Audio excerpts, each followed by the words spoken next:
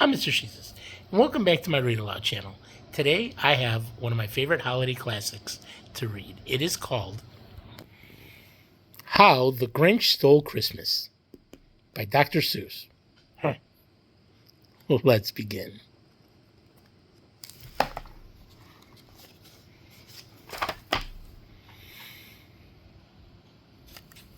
Every Who down in Whoville liked Christmas a lot. Like this guy. But the Grinch, who lived just north of Whoville, did not. I do not. The Grinch hated Christmas, the whole Christmas season. Now please don't ask why. No one quite knew the reason. It could be his head wasn't screwed on just right. It could be perhaps that his shoes were too tight. But I think that the most likely reason of all may have been that his heart was 2 sizes too small. Small heart.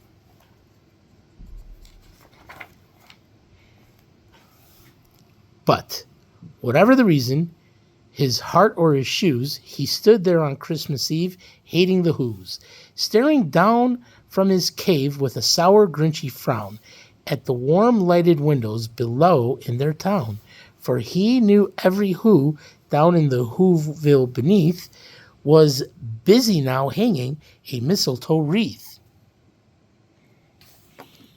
And they're hanging their stockings, he snarled with a sneer. Tomorrow is Christmas. It's practically here. Then he growled with his Grinch fingers nervously drumming. I must find some way to stop Christmas from coming. For tomorrow, he knew, all the Who girls and boys would wake bright and early. They'd rush for their toys, and then, oh, the noise, noise. That's one thing he hated, the noise. Look, all of that. Boom, boom, tsh,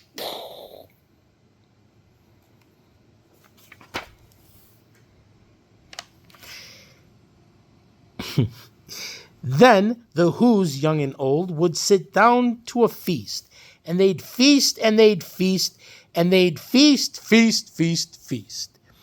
They would feast on Who pudding with rare Who roast beast, not roast beef, roast beast, which was something the Grinch couldn't stand in the least.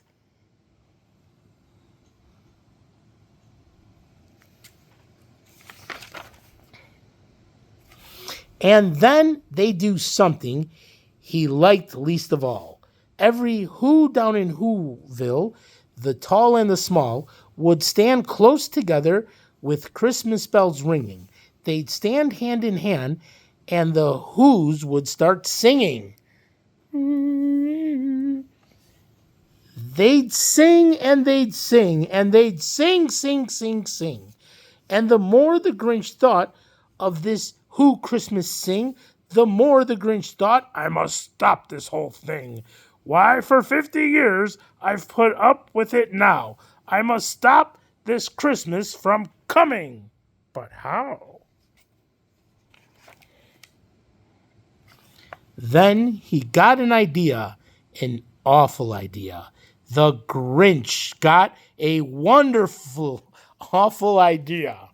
Ha ha!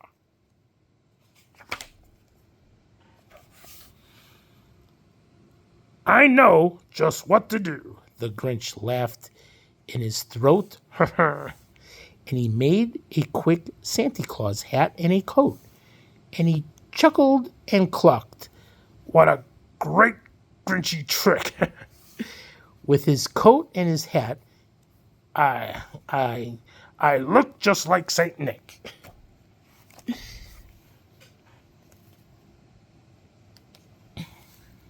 All I need is a reindeer.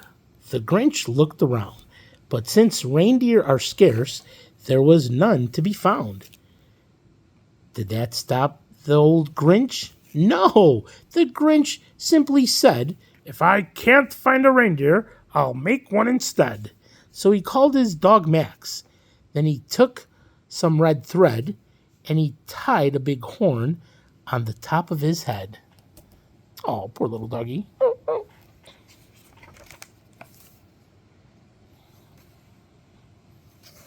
Then he loaded some bags and some old empty sacks on a ramshackle sleigh, and he hitched up old Max.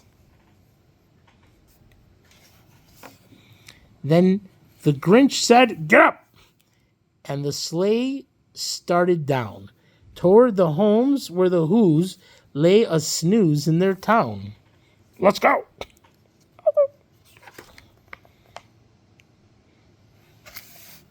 All their windows were dark. Quiet snow filled the air, and the Who's were all dreaming sweet dreams without care.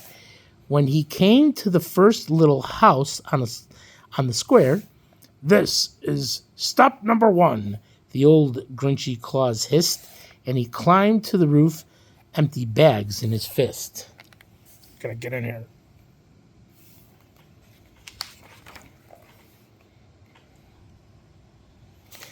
Then he slid down the chimney, a rather tight pinch, but if Santa could do it, then so could the Grinch.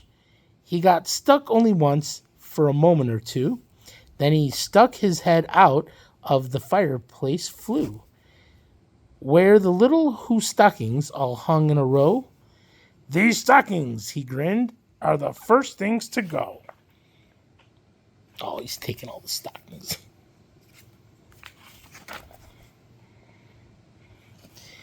Then he slithered and slunk with a smile most unpleasant around the whole room, and he took every present: pop guns and bicycles, roller skates, drums, checkerboards, tricycles, popcorn, and plums, and he stuffed them in bags. Then the Grinch very nimbly stuffed all the bags one by one up the chimbley.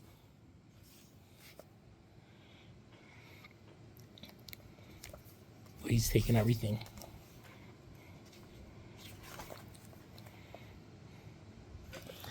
Then he slunk to the icebox. He took the Who's feast. He took the Who pudding. He took the roast beast. He cleaned out the icebox as quick as a flash. Why, that Grinch even took their last can of Who hash. Oh, he took all their food.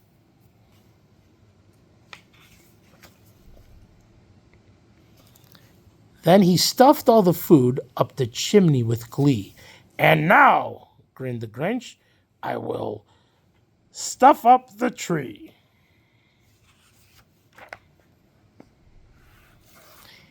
And the Grinch grabbed the tree and he started to shove when he heard a small sound like the coo of a dove. He turned around fast and he saw a small Who. Little Cindy Lou Who was not more than 2. Who's that? Me. The Grinch had been caught by this tiny Who daughter who'd got out of bed for a cup of cold water. She stared at the Grinch and said, "Santa Claus, why are you taking our Christmas tree? Why?"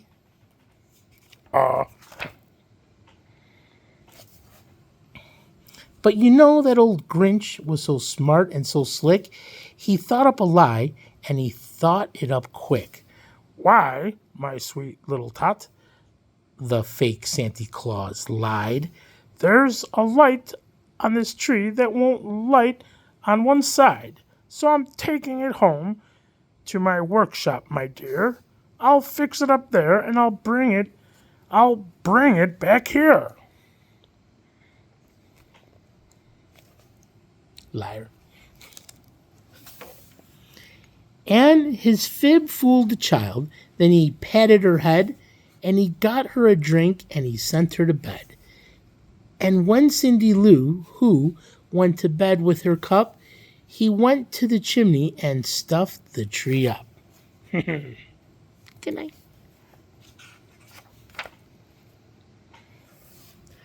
Then the last thing he took was the log for their fire. Then he went up the chimney himself, that old liar. On their walls he left nothing but hooks and some wires. And the one speck of food that he left in the house was a crumb that was even too small for a mouse. Not nice.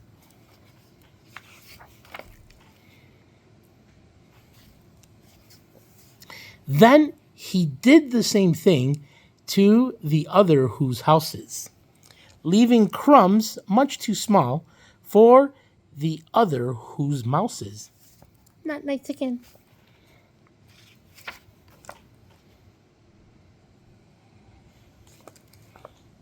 It was dawn, all the who's still abed, all the who's still a snooze, when he packed up his sled, packed it up with their presents, the ribbons, the wrappings, the tags, and the tinsels, the trimmings, the trappings.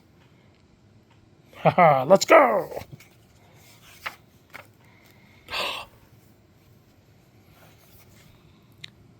3,000 feet up the side of Mount Crumpet, he rode with his load to the tip-top to dump it. Purr to the hers. He was Grinchishly humming. They're finding out now that no Christmas is coming. They're just waking up. I know just what they'll do. Their mouths will hang open a minute or two. Then the Who's down in Whoville will all cry boo-hoo. Oh no, he's going to dump it all.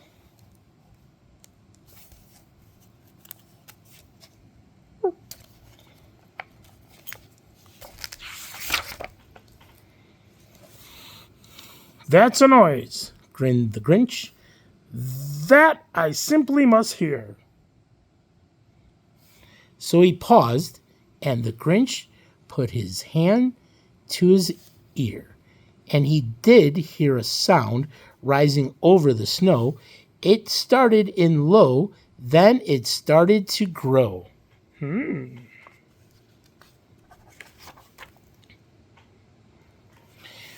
But the sound wasn't sad.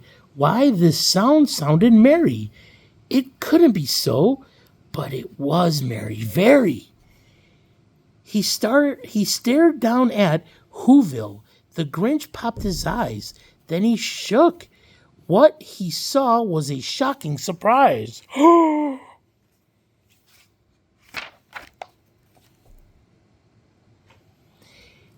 Every Who down in Whoville, the tall and the small, was singing without any presents at all. He hadn't stopped Christmas from coming. It came. Somehow or other, it came just the same.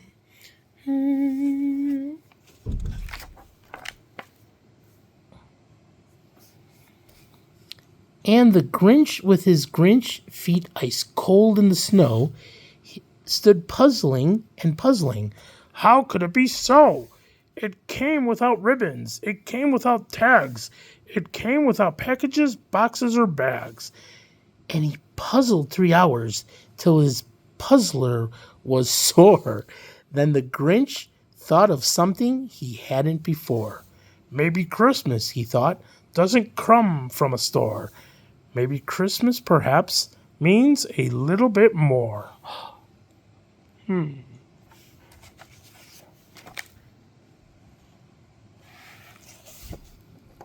what happened then? Well, in Whoville, they say that the Grinch's small heart grew 3 sizes that day. And the minute his heart didn't feel quite so tight, he whizzed with his load through the bright morning light. And he brought back the toys and the food for the feast, and he, look at that, and he